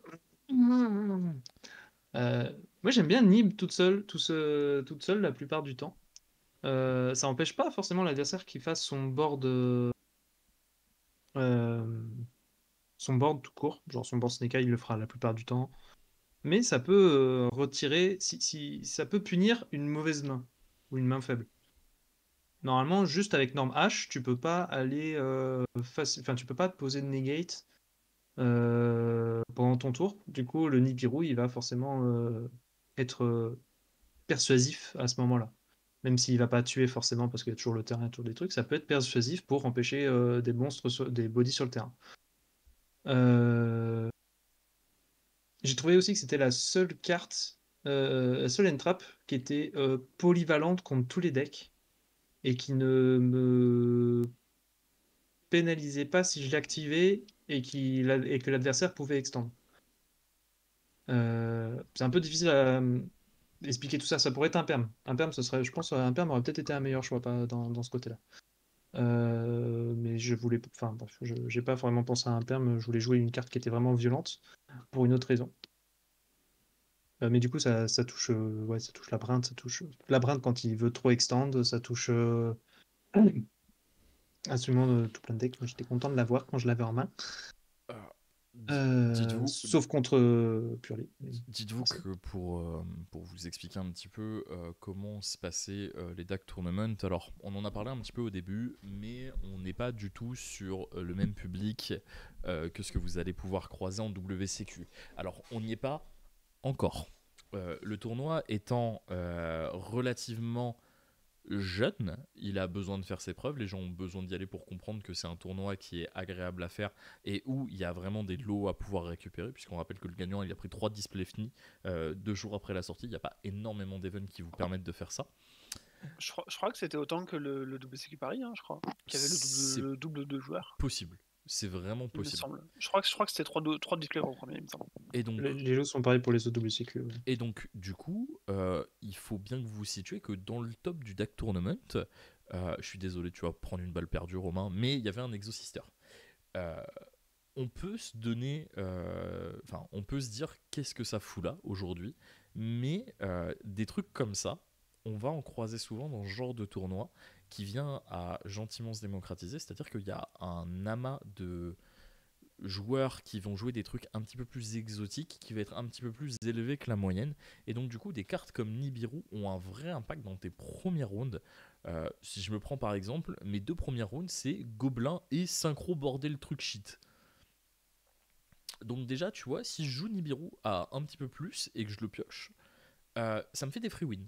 Ça me fait des free wins juste parce que bah, je joue un caillou qui est pas forcément mauvais contre Snake Eyes, qui est pas forcément mauvais contre FK, et qui te permet de venir enlever ce mono-feu ou ce monstre-feu qui traîne à la fin sur le board de ton adversaire pour éviter de te prendre le Graves. Et ça, c'est pas dégueulasse. Salut, c'est quoi synchro bordel shit? C'était un truc à base de Diable into PD synchro avec des poussières d'étoiles et des conneries comme ça. Mais grosso modo, ça s'est résumé à je l'ai FTK, il a pris la main, il m'a FTK, j'ai repris la main, je l'ai FTK. Voilà, c'était pas très interactif, mais j'ai eu le mérite de gagner le dé. Et ça, machallah. Synchro, ça fait toujours peur. Hein. Genre, Mm. je me suis baladé, donc moi je jouais pas le samedi pour le WCQ Paris. Je me suis baladé et je vais voir notre petit Pierre. J'arrive sur le terrain de Pierre, je vais en face, je vois 3 synchro 10, plus un quatrième gros monstre en construction. J'étais en mode, bon bah on va repartir. Hein. On reviendra dans 5 minutes quand ils seront passés à la game 3. Mais ouais, C'est- grosso modo, synchro, ça a le mérite d'exister, ça fait toujours peur. Et souvent, la baronne, elle arrive un poil tard. Donc, profitez de ça. On va continuer sur ta liste, Vincent, parce que vraiment, depuis tout à l'heure, j'ai envie d'en parler. Ça fait une heure. Attends, je te retiens encore. Parce Ah. que Nibiru, j'ai pas terminé. T'as pas terminé, putain. Vas-y. Le truc avec Nibiru qui est trop bien aussi, c'est que la carte est vraiment beaucoup trop forte Go First. C'est ça qui m'a fait pencher à Nibiru plus qu'un permanent, c'est que Nibiru en Go First, elle est vraiment extrêmement violent. Nibiru On pourrait plus dire que que ça Soravis et Magician Soul. On pourrait dire que Ah bah, on pourrait a, dire on que- a eu que- l'info, que parlons-en. Ah non, bah, je m'en fous. Ok. Mais Shensul, j'aime pas de toute façon. Mais Soravis, je vois l'idée, mais Shensul, j'aime pas. En vrai, Soravis, c'est une bonne idée, dans le sens où J'aime bien l'idée. ça vient faire chier la Prométhéane. Et sur le papier, c'est pas mauvais. C'est vraiment pas mauvais. Maintenant, je pense qu'il y a besoin de tester la carte plus en profondeur pour se dire c'est une vraie tech bonne à jouer dans le format. Imo. Oui, il faut. Enfin, c'est sous le radar. T'inquiète. Vas-y, je t'en prie, je t'ai coupé. Mais oui, du coup, même si tu as ton board, Nibiru, si tu le cales un timing correct, si tu arrives à caler. Tu fais Shining 15 P Flamber, Shining 2 Nibiru, tu as quand même après 5 bodies sur le terrain, et l'adversaire, il a plus rien parce que tu as fait ton Nibiru. Quoi. C'est aussi pour ça que je l'ai joué.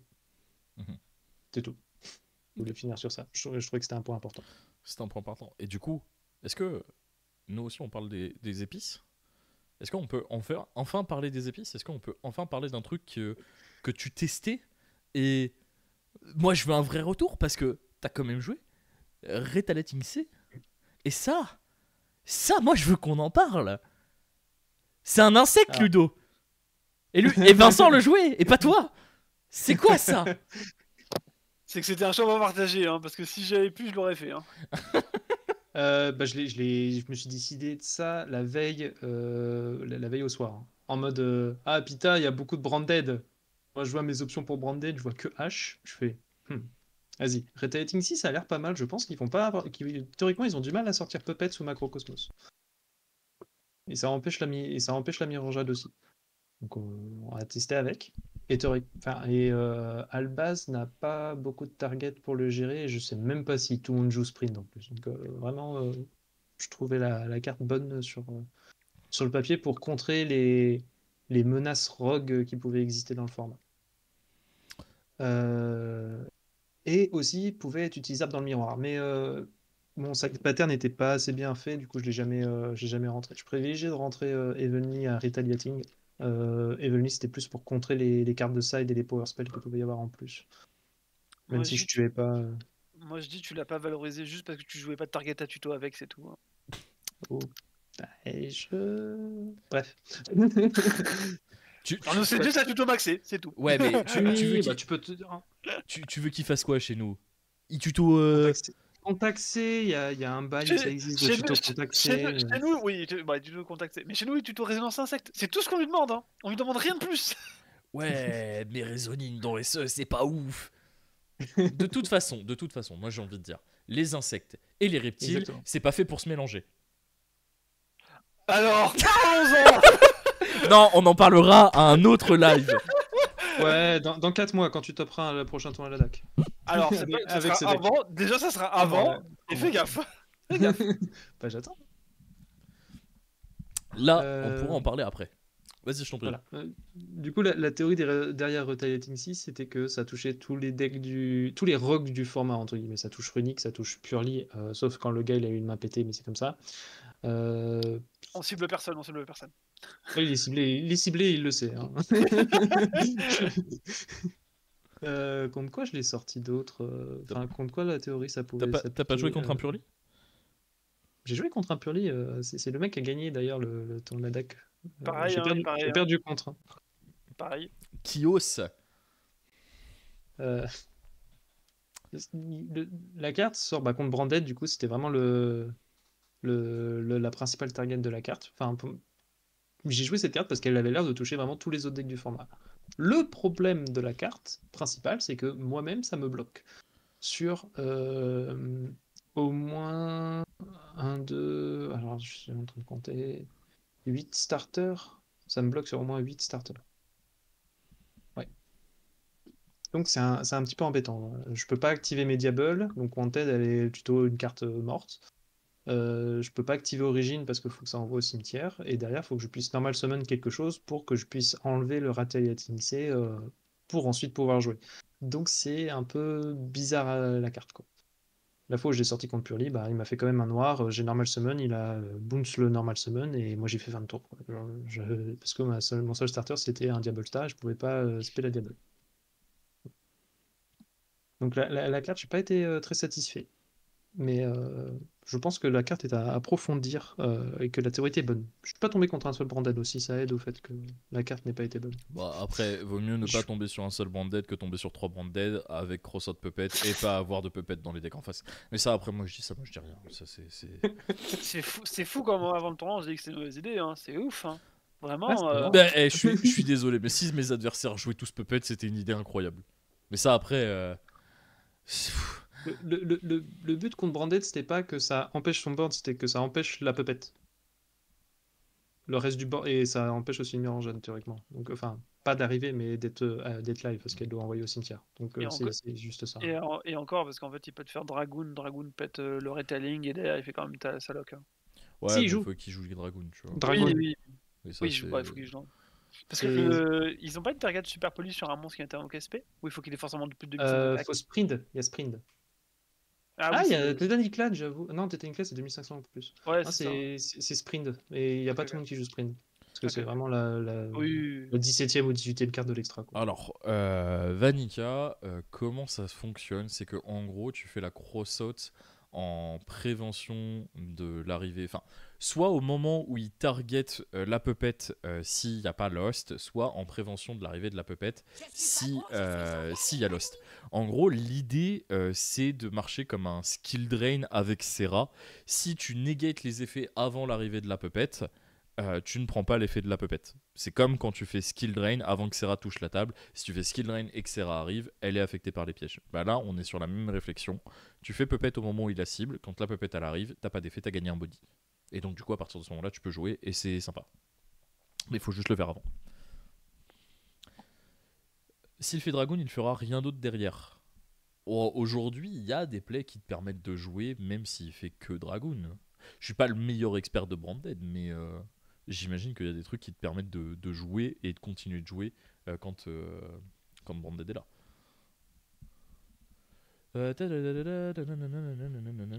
Hop, bon, bah, ça me semble pas mal tout ça.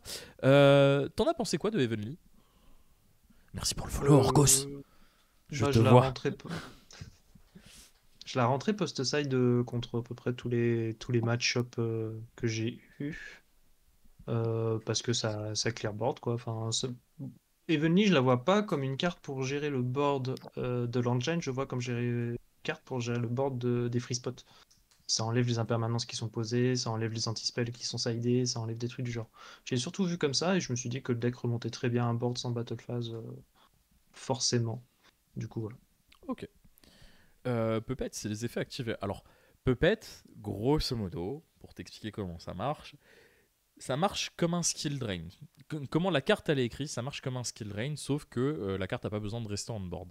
C'est-à-dire que sur le nom de la carte que tu vas imposer, la carte n'aura pas d'effet. Donc même si elle arrive après, la carte arrive en étant un vanilla. Donc t'as pas l'effet de te faire lock. Voilà. Est-ce qu'il y a d'autres choses à parler? Ah si, j'aimerais vraiment qu'on parle d'un truc. Un truc à la con. Euh, Vous avez pensé quoi de Princess pour son premier event? C'est une carte qui devrait pas exister. Ah, Je vais faire de la pub un petit peu pour les copains nantais là. Mais PE de la Ouse, de la team Ouse, il fait beaucoup de live et il lisait souvent la carte. Et il a jamais vu que c'était écrit 2 monstres à effet ou plus. Il a toujours cru que c'était écrit 2 monstres à effet ou plus, incluant un feu. Du coup, il a été choqué quand il voyait Mascarena Linkuribo into Princesse. Et je trouve que c'est juste. J'ai envie de dire juste. Il aurait fallu qu'il y ait une lock feu dans son invocation, dans sa condition d'invocation. Ou que ça te Je- bloque feu pour le reste du tour, enfin pour tout le tour ou pour le Ouais, reste du tour. mais au moins un truc comme ça pour que. Bah, ou même que ça demande juste 2 monstres feu d'un coup, et là, ça aurait été vraiment Ou beaucoup même, plus chiant pour faire des boards. ou même le fait qu'elle cible pas pour Reborn. Enfin, il y a trop de trucs. Ouais, ça, il n'y a Non, pas d'intérêt non, qu'elle cible pas. Mais... bah, ce qui a pas de sens. Parce qu'en fait, le Bah truc, oui, il n'y c'est a pas de que sens. Ouais. généralement, on fait ça quand le mec, enfin, la carte peut reborn du banni, par exemple. On pense Et, à ou de la Burst, main, par et de la exemple. main aussi. Oui, oui, ou même spé de la main, oui, comme Licorne. Mais là, le truc, c'est ça reborn que du sim. Donc pourquoi ça t'arrête pas? Pas savoir pourquoi. Mais oui, Oui. non, la carte est mal écrite. Enfin, la carte est mal écrite. Et du coup, ça la rend complètement dégénérescente. Parce qu'en fait, juste, même si elle était bien écrite, ça serait fort. Si elle disait se fait avec minimum un feu et reborn un feu en targetant, bah, ça serait quand même super fort. Et le truc, c'est que là, la carte est juste abusée. Parce qu'en fait, bah, tu peux faire un full combo, flush un feu et dire ah bah je prends n'importe quoi, fais Prométhéane et fais du feu. Si la méta joue plus feu, elle disparaît, pas besoin de la ban. Je suis pas d'accord. Genre vraiment. Je pense que la méta, si la méta devient plus feu, c'est soit qu'il y a eu un power creep monstrueux, soit que Princesse est ban. Bon, je m'avancerai pas autant que toi là-dessus. Parce que je pense que bah, tu veux tuer les decks feu, tu dis juste ban original. Mais je pense qu'il est un peu tôt pour parler de ban, par exemple sur une carte comme ça. Oui, non, ça non, c'est Parce juste. que Bah, parce qu'en gros, pour c'est moi, ban c'est une temporaire. carte. Pour moi, c'est une carte qui rend plus fort une engine qui est déjà forte. Du Pollux. Et bonjour Gozan. Oui. Alors, moi je pense très honnêtement que la méta dans laquelle on va l'avoir pendant un petit moment et qu'avant de toucher des power cards comme ça, on va venir toucher la consistance des decks pour venir réduire l'impact que les decks ils vont avoir. J'ai vu dans le chat à un moment donné que ça a parlé de la statue barrière des enfers. Si c'est la statue feu, Oui. c'est très nul. Il ne faut pas jouer ça dans la méta actuelle. Genre, je pense vraiment que c'est le pire choix du monde. Je pense que c'est le pire choix du monde dans le sens où déjà, comment tu l'envoies au sim? J'imagine que ton game plan c'est de la reborn avec la princesse. Du coup, comme... Kirin Ouais, mais... Kirin Wesh. level 3. Ah bah oui, c'est ça. Bah à ce niveau-là, frérot, tu joues le guerrier, tu le pop sur heal, effet heal, Spegarunix, effet du guerrier, on voit la truc. Ouais, non, c'est chiant. La vie, c'est chiant. Ouais, non, la statue barrière, Mais elle est pas intéressante. en local, tu joues ce que tu veux. Je pense qu'en local, tu peux venir avec un deck Meknet Invoke et tuer un local. Mais ça, après, c'est que mon avis de mec ravagé. Je pense que Mais, c'est... en tout cas, sachez que oui, effectivement, il existe des locks, enfin des combos dans Fire King, SE qui vont tuto et qui posent la barrière. Mais pour vous dire, si on le joue pas, c'est que ça apporte rien au deck. Mais en tout cas, c'est possible. Si tu veux t'amuser à lock tes potes avec une barrière feu, tu peux. On peut FTK aussi. Hein. Si jamais Oui, t'as voilà. envie de certains FTK, on peut voir si on peut t'en partager. Hein. vous voulez un truc marrant? Je pense que dans la méta actuelle, faire invocation avec Alester et Princesse, ça tue des gens. Mais ça, après, le monde n'est pas encore prêt pour cette théorie. Force Flamberge d'abord. Hein. Il y a que le flamberge, t'as enlevé la princesse, t'es là, tu le regardes, tu fais... Je vais taper. Je vais taper fort. Mais ça après, c'est encore autre chose. J'aimerais bien aussi qu'on revienne sur 2-3 trucs avec vous. Aujourd'hui, la méta, comment vous la voyez avancer?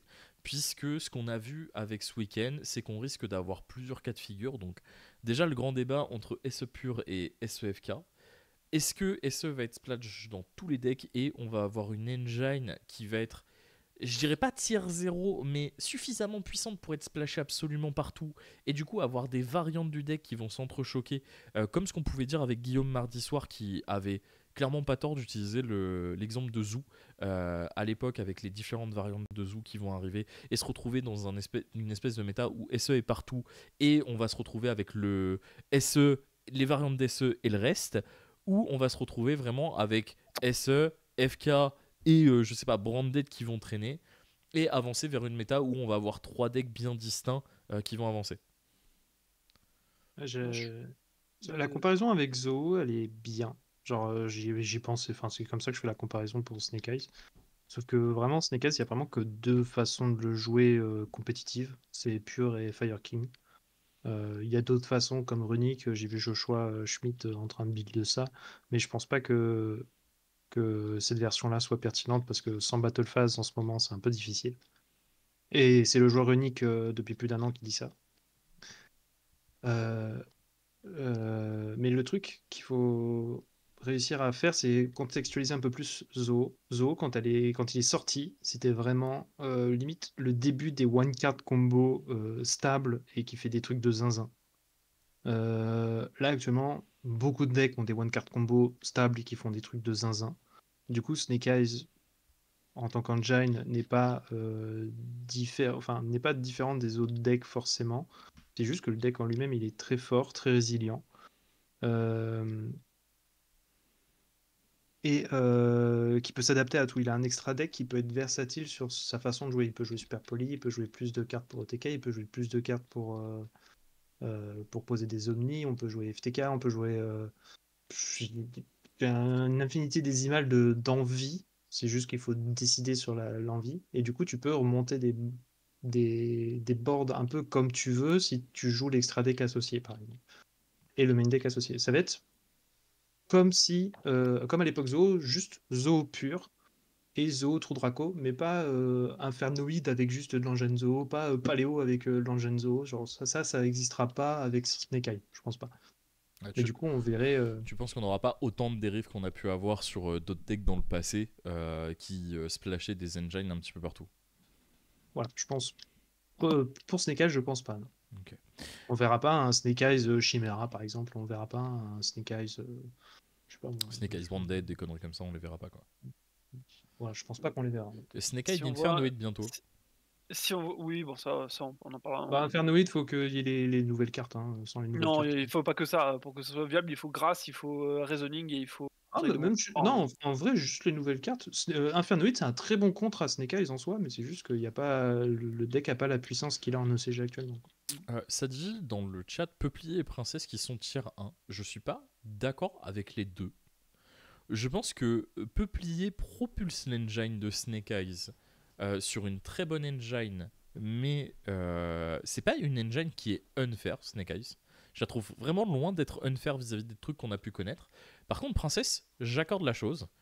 C'est une carte qui est vraiment très très forte. Et là, on peut la considérer comme une carte S-tier. On va dire une carte vraiment S-tier. Mais Peuplier, tout seul, je trouve pas ça non plus incroyable.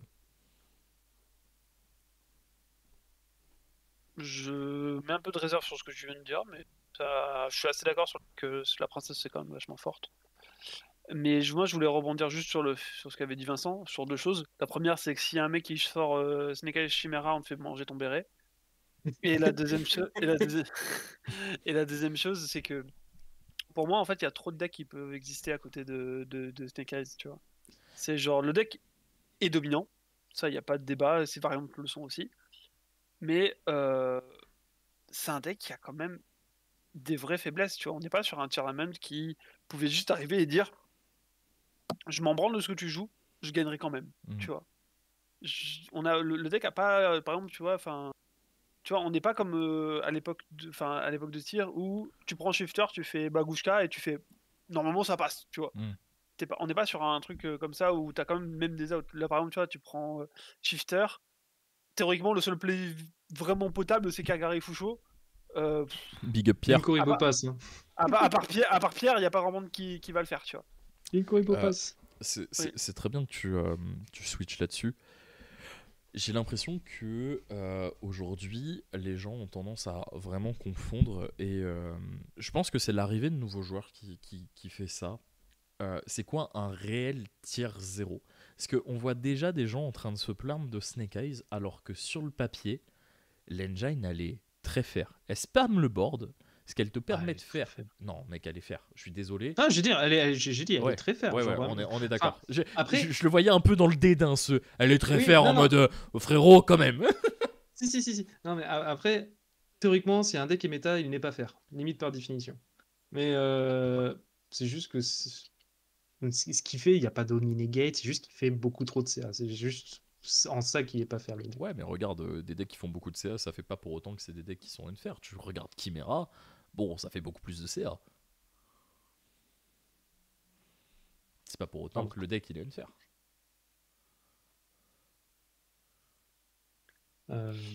Ah, ça répond dans le chat, mais ça répond plus à son capitaine. Super. Ça Bravo. ça. Bravo, Et, super. Ça perd le fil. Mais en soi, voilà, moi je veux juste comparer juste les trucs qui auraient pu être tier 0 récemment et qui l'ont pas été. Par exemple, voilà, genre Snake Eyes, ça fait pas un pli face à Cachery la Full Power. Ça fait pas un pli face à Tier Full Power. à Tier Full Power. Ça fait, et en fait, il y a. Dites-vous que c'est la meilleure engine par défaut parce que le reste est ban. Si on revient, enfin, si Snake Eyes était sorti il y a 6 mois, 1 an, le deck aurait été vraiment moins fort parce que il y avait des plus gros monstres qui lui pétaient la gueule sans même le respecter. Ah bah le match-up Kashtira il est affreux. Ah oui, match-up Kashtira il est complètement horrible. Même aujourd'hui, tu regardes que Cash est relativement puissant. Il a perdu juste son monster. Ça arrive à tenir tête. Ouais, non mais t'as compris. Oui, bah, quand ça je fait dis... café, En oui. fait, c'est la seule carte de l'archétype qui a été bannie. Oui. Non, alors en plus je suis menteur parce qu'il y a 2 cartes de l'archétype qui ont été bannies. Il y a Eurise et Diablosis. Ça n'existe pas. Ah moi c'est Diablosis que je pensais. Ah bah il y a que Rise. Mais au final, le fait que juste cette carte ait été bannie fait que Cash arrive à se taper contre SE de façon relativement fair. Et si tu rajoutes cette carte, ça fait qu'il y a un no-match. Donc on arrive sur le fait que SE, ça reste quelque chose qui est très très très fair aujourd'hui. Et qu'il n'y a pas... Enfin, Flamberge a des bons effets, mais tu lis Flamberge, tu te dis, ouais, c'est cool, mais tu te dis pas, wow, je vais le jouer x3 partout. Tu vois. Et la nuance, je pense qu'elle est là, c'est que on est sur une engine qui est non seulement très bien écrite, très bien designée, parce que elle va vraiment permettre aux joueurs qui savent bien la gérer de vraiment briller, parce que tu as des patterns de jeu qui sont très très très nombreux avec cette engine. Et donc du coup, ça permet aux joueurs de s'exprimer, mais pas d'avoir ce sentiment de frustration de ouais bah c'est bon, il a touché quel bec, il a meulé 3 tirs et 2 tutos, je vais manger mes morts quoi. Et c'est ce que je trouve super intéressant avec SE. Tu parles de mon Bologne de décembre là? Non, pas forcément. D'ailleurs, je vais rebondir sur un truc. T'as dit on fait manger le béret à Vincent. Aujourd'hui, le béret, il peut le manger. Il a une casquette avec un petit casque dessus. Par nostalgie, ça le fera chier, mais sinon, bon, voilà. Ah mais moi j'ai demandé un béret avec un casque dessus, j'ai pas eu, moi je suis triste. Ouais, bah à un moment donné, faut voir avec Pays des Sports.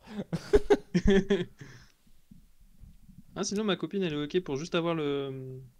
pas un pins là, mais équivalent en broderie et le mettre sur le béret s'il faut. Un patch. Un patch. Ouais voilà. On verra ça. Je m'occuperai de ça. J'ai l'impression que dans un mois, ça va être comme Thierry Chizo. Waouh. Non. Jamais de la vie. Et il y a un monde dans lequel, dis-toi qu'il y a un monde qui existe, dans lequel il y a un joueur qui trouve un base dans le format et tout le monde sweep dessus. Ça, c'est pas impossible. Ce qui fait que vraiment, l'engine, elle est forte actuellement parce qu'on sait par défaut que c'est fort, mais à tout moment, il y a un zinzin qui trouve un truc de fou et tout le monde switch dessus. Ça se trouve, Gotti, c'est top tier. Hein. Ça se trouve pas pas. encore. Mais bon, ça, j'y crois pas, tu vois. Ah, s'il travaille dessus aussi bien que sur Planet Yu-Gi-Oh, on est bien.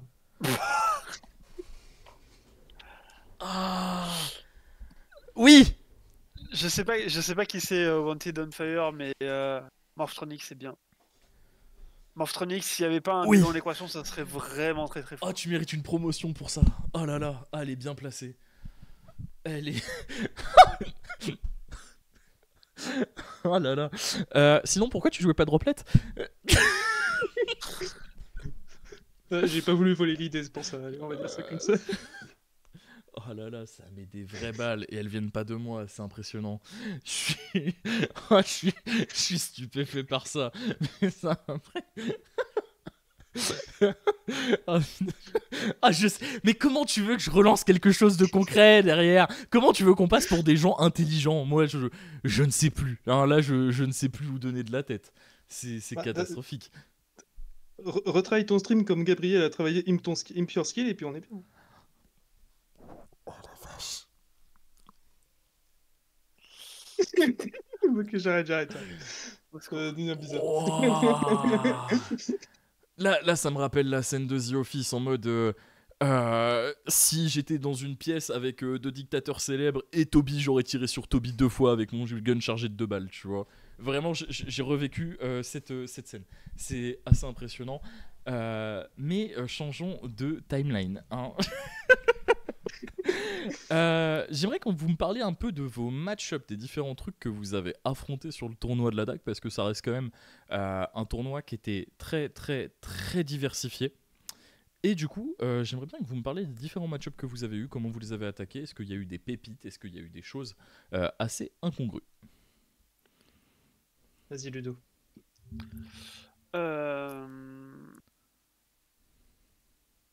En vrai, non, je veux bien te laisser commencer parce que là, pour le coup, j'ai pas d'inspi sur cette question. Ah, bah moi j'ai tout noté donc ça va aller, ça va se faire Ouais. assez bien. Vas-y. Donc j'entame le tournoi en jouant contre Raptor, qui est un deck que j'ai joué un jour, parce que le deck a un semi-potentiel à poser deux grosses towers, donc j'ai lu les cartes. Et du coup, le mec a pas eu de chance parce que je devais être l'un des seuls de la salle à connaître les cartes. Du coup, je l'ai 2Z, il a pas eu de chance. Mais il est très gentil. Ensuite, je suis tombé contre un Purly qui a gagné le tournoi de la DAC et j'avais open Retaliating C et il avait la main faite pour jouer au tour, donc j'ai pas eu de chance. C'est comme ça. Je suis tombé contre deux Fire King Snake Eyes. Bon, un qui était au petit, joué par le boss qui est au-dessus là. Un qui était un peu moins au petit parce qu'il lui manquait Princesse et Populus parce que bah, ça venait de sortir et pas tout le monde qui a l'argent pour acheter ça au plus tôt au prix plus cher. Mais j'ai quand même perdu une game contre celui qui avait pas son deck optimal parce que j'ai juste fait des erreurs monumentales qui a fait qu'il a pu m'arracher la première game et j'étais un peu sur le cul. Donc je me suis démené pour gagner les deux autres et puis voilà. Je suis tombé contre un Horus Gobelin. Donc, je sais pas exactement ce que ça fait. Mais j'ai vu 2 niveau 3, j'ai Nib, il a fait plus de 5 summons, je vais Nib parce que j'ai peur de Bamboozling le numéro 75. Qui joue d'ailleurs. Pour le coup, ça se joue dans le deck. Et il le jouait vraiment, hein, je l'ai vu, je l'ai vu à la game 2. Du coup, je me suis dit, ah, j'ai bien fait de Nib en fait. Il a quand même fait un board, mais j'ai bien fait de Nib. Bon, j'ai quand même 2 Z, je pense que c'est juste que je l'ai outgrind avec le deck assez fortement. J'ai joué contre un Orcust Horus Bestial à la round 6, qui était du coup en X1 à la round 6, donc chapeau à lui. Mais j'avais ni... Enfin, même si c'est le seul deck que j'ai gagné. J'ai brick. J'ai posé pas de poly et j'avais Nibiru en main. Du coup, bah, dès qu'il a fait, dès que je vois les Galatea qui pouvaient résoudre, j'ai activé Super Poly pour faire un Garura. Et ensuite, il a quand même continué d'extend. J'ai fait Nibiru, j'ai pioché un, et j'ai repioché un, j'ai pioché Bonfire, j'avais H aussi. Bon, rouler jeunesse. Et je suis tombé contre Bébou à la fin. Erwan, qui s'est fait laminer parce que mes free spots laminaient son deck. Voilà.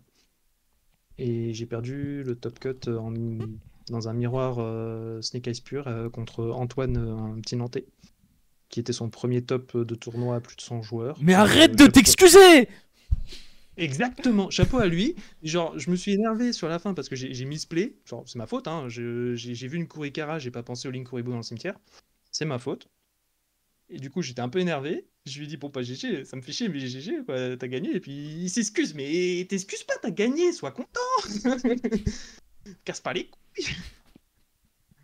Enfin, voilà. c'est à peu près tout. C'est tout, j'ai tout fait, hein, de toute façon. Et toi, Red mon Raptor, je te Thierry conseille de lire les cartes, pas forcément, mais si tu lis les cartes pendant le match, ça passe. Vraiment. Moi, je vais faire un peu vite mon récap aussi, du coup. Round 1, je tape une chaise. C'était le match le Bah, plus ça dur de ta commence journée, bien, je hein. pense. Ah, bah, en fait, le truc, c'est que. Allez pas s'endormir. Au bout de 10 minutes, je regardais le mec à côté de moi qui avait pas aussi d'adversaire. Je lui ai dit, tu veux jouer contre un deck? Il m'a dit oui. Il s'est retrouvé à prendre une loupe Reika. Il a pas compris ce qui lui arrivait. Euh, round 2, je tape cash. Première main du tournoi, j'ouvre Nib, H, Imperm, Droll, Forberge. Je fais cool, première game. Game 2, Norme H, je prends Shifter, je fais bon. Je gagne cette manche et derrière derrière je tape Manadium. Manadium, il commence, il me fait spé Fenrir, donc je me dis bon, peut-être un cash. Je casse le premier Fenrir. Spé un deuxième Fenrir, je dis bon là c'est sûr il joue cash. Je pète le Fenrir. Et là il commence à activer la planète Manadium et je fais ah, c'était pas ça qui était prévu. Parce que du coup je me suis retrouvé à avoir claqué mes interruptions comme si c'était un cash alors que c'était un Manadium. Game 2, je prends du coup Evenly sur full board. Je fais bon, c'est compliqué, je la gagne quand même. Et game 3, je miss play au time, du coup on fait draw. Game 4, je tombe contre Aurélien, du coup qui gagne le dé. Et les deux fois où il fait. Enfin, les deux fois dans le B, My Friend, les deux fois je lui donne la magie de glouton. Ce qui fait qu'il me bat. Parce qu'en fait, le truc, c'est que si c'était la piège, enfin, si je donnais l'accès à la piège et qu'il faisait son noir avec la piège, j'avais assez de body pour tanker la tower et attendre que la tower se barre. Et là, en fait, le truc, c'est qu'à partir du moment où il a posé la tour, bah, j'ai aucun moyen de l'out. Ah oui, et aussi, premier round, j'ai open Burch, Populus, H. Du coup, comment vous dire que j'étais pas très content. Ça, c'est la main interdite. Hein. Vous pêchez les trois, vous êtes vraiment. C'est vraiment la fin Tout du sauté. jeu. Ah, c'est ça. T'es vraiment pas bien. Alexander. Round d'après. Du coup, c'est mon stream. Je joue contre Manadium. Je joue comme un pied, mais le deck est meilleur. Si vous voulez aller voir les replays sur la chaîne de la DAC, on voit la game. J'ai fait quelques erreurs, notamment Zelantis, si vous bannissez Baron, mettez la Baron face verso. Faites pas la connerie comme moi de la mettre en attaque. Parce que du coup, elle a quitté le terrain, elle revient pour refaire son effet. Mon oppo l'a pas vu, mais normalement, ça me ruine ma game. Ça, round d'après, je crois que c'est là que je tape Centurion. Je tape Centurion. Disons que quand il y a Cosmic, bah, c'est moins fort. Donc, du coup, il a pas gagné. Et la dernière, je tombe contre Branded. Donc, un mec qui avait l'air assez expérimenté. Je mets le full board. Et il a quand même réussi à me puppet pendant mon propre tour. Donc, en fait, j'avais vraiment 5 monstres sur le terrain. Il m'en a pété un avec enfin, il m'en a banni avec Mirajal pour pouvoir placer sa puppet. J'étais vraiment en mode ah ouais. Game 2, je le passe. Et game 3, on est au time. Et Fini a apporté quelque chose à Branded qui n'existait pas avant, qui s'appelle une Win No Time. Si vous ne savez pas, Yubel, à part être un truc fanatique pour certaines personnes, c'est aussi maintenant du coup une carte qui fait gagner au time. En gros, pour ceux qui ne savent pas de quoi je parle, en gros, ils ont la possibilité de foolish le nouveau Yubel, donc âme du Yubel, je sais pas comment ça s'appelle, la nouvelle, la carte de Fni. Esprit, je crois. Esprit du Yubel. Et elle a comme effet, enfin, elle a comme intérêt, en gros, c'est tu dois la reborn avec, au lieu de faire avec la même mécanique que si tu faisais la puppet, tu la reborn sur le terrain et tu fais ta Cartesia, Cartesia pour faire une poly et tu spé la nouvelle Yubel. La nouvelle Yubel, elle dit un monstre Yubel plus autant de monstres que tu veux. Ça peut manger aussi. Ouais, un monstre à effet et ça peut prendre des deux terrains, c'est ça qui est cool. Et quand on l'a invoqué, donc déjà c'est un mur parce que tu peux pas la péter au combat, c'est toi qui prends des dégâts, machin et tout. Mais aussi quand on l'a invoqué, elle dit t'affiches 500 en ton oppo pour chaque monstre qui a été utilisé comme matériel. Donc le monstre arrive, il te met en 2005. Et là tu fais comment je gagne? Bon, j'ai eu la chance, mon oppo a fait un play illégal donc on a pu rewind. Donc du coup j'ai eu 1 minute pour trouver une solution. Lui il a paniqué, il m'a burn 2000, sauf que il y avait toujours un petit Alubert en attaque et que moi j'ai fait TTT prend son petit feu et du coup son petit feu dans le 3000 dans dans le la- 8. Oh. dans l'Alubert ça faisait mal. Ça faisait 1002 piles. Oh là là. Ça fait 1002, il m'avait mis 1000. C'était Ouais, terrible. sachant qu'il aurait pu utiliser son Alubert pour faire Oui, la oui, fusion oui, et comme j'ai dit, Stunburn de c'est 500 de plus. Ouais, c'est triste. c'est ça. Ouais. Je pense que il aurait eu un peu plus de temps, il aurait pas fait l'erreur. Euh, Parce que en gros, pour vous donner une petite idée, j'avais 2 bistals. Enfin, 2 bistals, j'en avais fait un sur son tour, un sur mon tour, un sur le sien. Parce qu'en gros, quand j'ai vu l'esprit du bel, j'ai pas capté ce qui pouvait m'arriver, parce que du coup, je savais pas du tout ce qui allait se passer. Mm. Si j'avais capté, j'aurais juste spé le bistal en bénissant Yubel et j'aurais accepté la revente de Albaz. Mais donc, du coup, j'étais vraiment en mode qu'est-ce qu'il peut. À quoi sert ce Yubel? Mm. Donc, vous faites pas attraper. Si vous voyez un Yubel, c'est pour gagner au time. Ah, je m'attendais qu'il joue Masquerade encore. Bah, en fait, le truc, c'est que Mascarade, s'il fait Mascarade et que j'ai deux bestiales, j'ai gagné. Les autres, il déclare vouloir faire la fusion. Moi, je spé mon bestial et genre, juste 2005 et 2005, c'est moi qui gagne. Ok. Parce qu'il peut pas, enfin, s'il a que ça, il peut pas il peut pas le reborn du sim parce que je contrôle pas le monstre invoqué le plus extra. Donc, du coup, juste fait. Ouais, Reborn d'ici, mais il bande plus de toute façon. Mais, oui. Oui, je sais. Je Mais vois non, mais je veux l'idée, dire, tu vois, juste Ah, mais je histoire vois d'avoir l'idée. les bodies, tu vois. Mais voilà, et du coup, je fais 9ème. Bon, c'est triste, mais bon, forcément, entre la chaise, le fait de perdre tôt et tout, c'est normal que ça arrive. Et au final, tu fais ton top 9-16 et tu Ouais, arrives 9-16. à t'imposer Au et bout à du- récupérer tes boosters. Quoi. Oula, ça Ouais. c'était un mode c'est facile, t'inquiète. Hein. J'ai tapé Salon Force, c'est cool. Ça, pareil, heureusement, j'étais préparé au deck, sinon c'était compliqué. Superpo a fait la diff sur un des matchs. Euh, Ensuite, je tape du coup le capitaine de la Ooze. Même résoudre 3 fontaines dans un tour, ça fait. Il a joué mon deck. Coucou. Oui. Ah ouais, non mais attendez, faut qu'on Ah en oui, oui, parle, oui. faut qu'on en parle. Ça Histoire. mérite un changement un changement de scène. PE de la Housse, pour ceux qui le savent pas, il était à Epita la veille. Et le lendemain, il faisait aussi le tournoi de la DAC. Il est arrivé au tournoi de la DAC, il m'a regardé, il m'a fait frérot, mon deck est resté sur mon canapé. À la round 1, il a joué Sword Soul. À la round 2, on a pu lui prêter un Runic, une version de Runic qu'il connaissait pas, qui a été Runic Chimera. Il a été voir les orgas, il lui a dit bonjour, j'ai oublié mon deck, est-ce que je peux jouer ça? Les orgas ont été cool, ils lui ont laissé jouer Runic Chimera et il est quand même arrivé sur le top 16 de l'event.